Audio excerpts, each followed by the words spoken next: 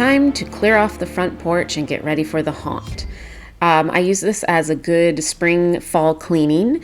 It's really fun to just take everything off the porch and have a clean slate. I am very lucky to live in this house with this giant front porch.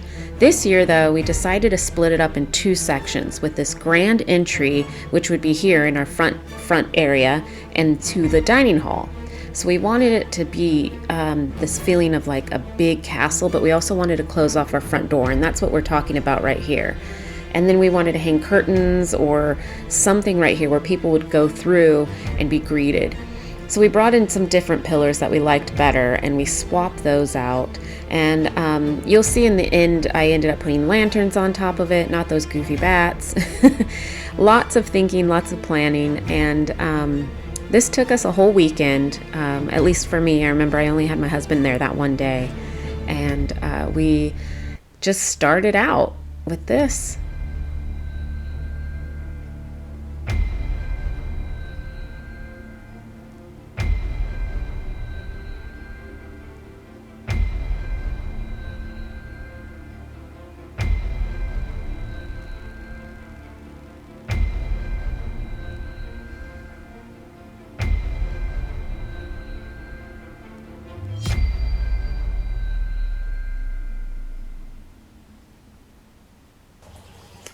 I got these curtains free from all those bins that I opened up for that unboxing thing from the lady in Ojai. And it came with a ton of fabric. So these are two panels that I stacked on top of each other so it would go all the way to the floor. And we're gonna put our night in front of this. So last year we had a problem with everyone looking inside our house or trying to go inside our house. And it just was a horrible thing. And they kept ringing our doorbell too. So we're gonna move this column over to the side to block the doorbell. This one is in place, and then our night's gonna stand right in front of that door. I have a very odd porch to decorate, so I'm doing the best I can because these are super tall ceilings. So I'm trying not to spend as much money on this haunt, and I've already probably blown my budget. So now I'm trying to find the fabric to hang in places to cover weird areas. This might look familiar to some of you. This was custom made right here by my husband. It's our old buyer's house, the front entry, or the Gremlin house. So we reused it, and then my husband made it fit right inside the front porch, and then he put this self-closing door mechanism on it. So if you do go through, the door will always close behind you. But it fit perfectly right into that section. So for my castle door, I'm trying to make brown paint. I went through all my goof paints, and they're all kind of orange, and this is the closest one I found. It was a real yellowy color. So the three primary colors that make brown, which I didn't have any brown left, is red, blue, and yellow. So I'm gonna add a little bit more blue and a tad of red to this and try to make this great full can of paint brown so I can use it for my door and I don't have to buy any more paint.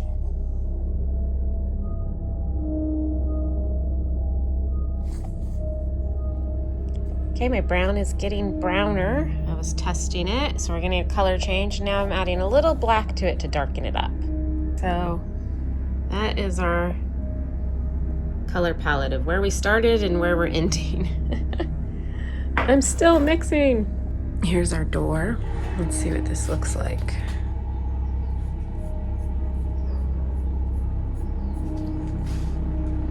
Yeah, I think that will be a good brown. It's gonna be hard to transform this door into a medieval door, but I'll try my best.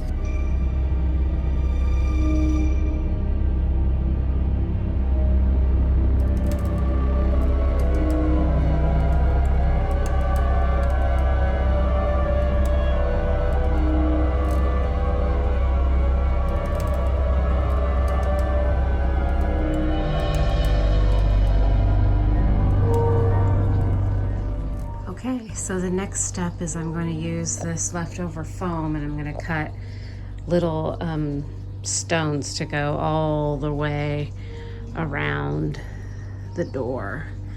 And then after the paint dries, we'll spray it, try to get like some of this look onto this wall. But it's a start. And the door needs a lot of work too.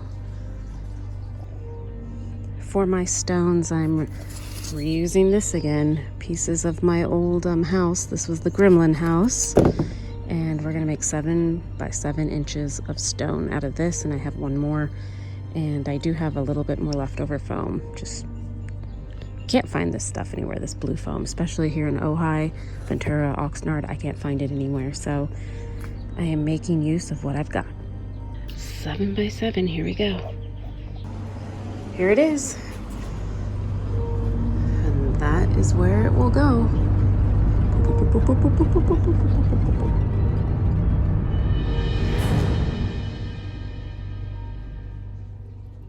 Math time. Okay, so the door is 80 inches high, so that means I need roughly about 12 little tiles, 7-inch tiles on each side.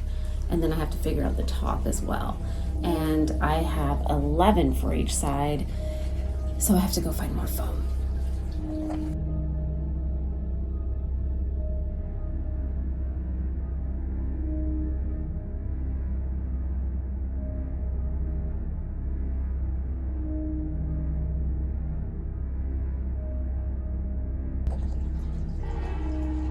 I cannot believe I had enough foam to do that. And then I have one piece left that I'll figure out what to do for the top. Talk about reduce, reuse, recycle. I mean, man, that just almost worked out perfect. Plus I used those old tiles or the old foam to case those windows as well. So all that stuff from the Gremlin house didn't get thrown in the trash. It just got turned into castle stone. So most medieval doors have a big curve. And unfortunately, this door is not curved. So I'm gonna try to make the illusion of it curved. And I have a dragon light that I'm fixing. And I'm gonna hang that over the door. And that will give it the illusion of a little bit of a curve to it, the best I can do. So I think that will look cool. All right, this is the top of the door, so we're gonna go cut that out and put it up.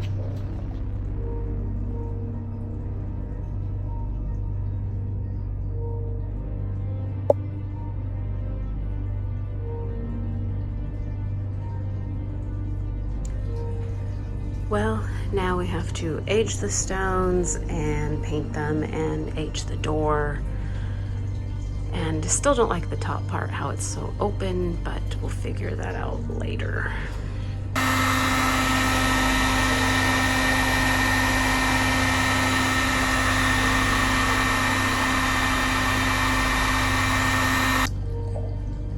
All right, we gave it the look of stone with the heat gun and some water. Same technique as a blowtorch, but just a heat gun instead. I didn't want to use a blowtorch because we're up against paint and wood and didn't want to cause a fire.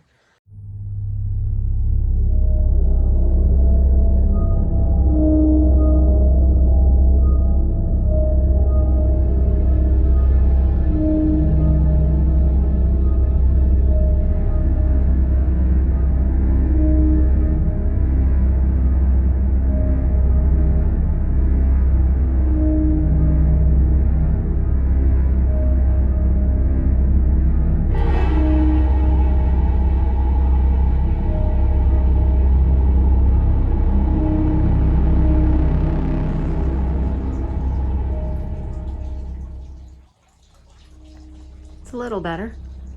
Not much better, but a little better. Like I said, everything looks better in the dark. I wish I didn't make that so dark on that side. I don't know what I was thinking. I guess I should match this side to that side then. Yeah, it's coming along. Productive day.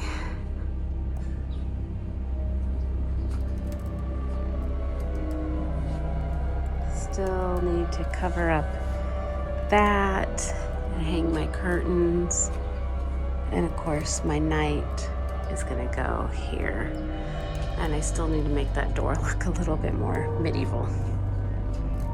So if you're on a budget haunt and you need to find things, always look for fabric.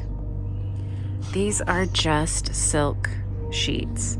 If you get king or queen size sheets, they're always long enough. That's an 8-foot panel right there, and it goes all the way. And it just helps hide the ugly stuff. And I'm gonna put some black fabric up there. Thrift stores, man, just start collecting some crazy fabrics if you see it and throw it in a bin and you always have it. This, eBay, I hardly spent anything on that. I think it was like $3 a panel, 12 bucks. This, unfortunately, I did end up buying, but what I did is I bought it and then I cut it. But it's a way to save money, you know, just keep going to thrift stores, garage sales, see what you can find. And fabric helps hide a lot of ugly. So we have this part up there that's open.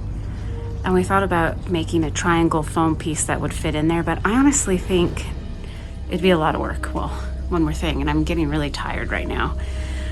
I'm thinking, why don't we put a skeleton sitting up there, like propped against there, and some rats running along the top? It might look pretty cool. I mean, people aren't going to look up there and be like, oh, it's unfinished. They're going to be, oh, look, there's a spooky skeleton in the corner.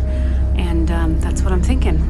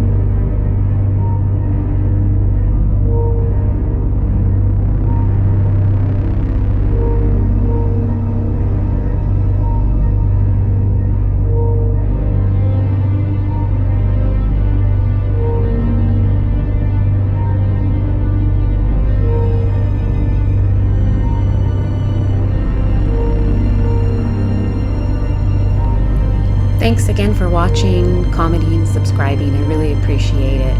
A few more videos will be posted here, getting to the end of the haunt, and I'll show you the full walkthrough on how it went. I'm super excited. It's after Halloween now, and it's fun to go back through all this footage and re-see it again. Hopefully you all had a good Halloween. Stay safe and stay spooky, my friends.